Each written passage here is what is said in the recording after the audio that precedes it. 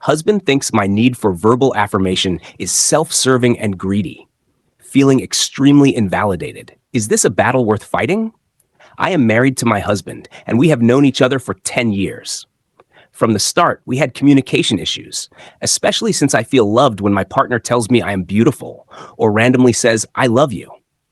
Although he was never naturally inclined to do this, he made efforts for me, and I always let him know how much I appreciated it. However, a few years into our marriage, he stopped putting in effort with verbal affirmations. Recently, we had a discussion about the love languages and how we express and receive love differently. I shared with him, again, that words of affirmation make me feel loved and appreciated. Instead of acknowledging my feelings, he lectured me about how people often misunderstand the concept of love languages. He argued that the real intention of the love languages concept is to recognize and appreciate the ways your partner already shows love, even if it's not in your preferred format.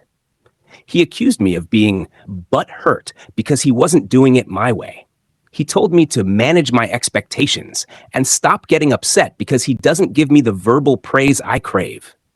He insisted that I should just appreciate his acts of service and implied that my need for words of affirmation is something I need to get over.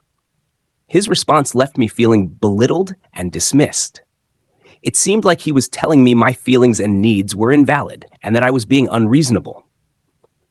I do appreciate the thoughtful things he does for me, but his tone made it feel like my desire for verbal affirmations was something I had to ignore. What really enraged me was his implication that my expectations to want love in my preferred language are self-serving, greedy, and unappreciative.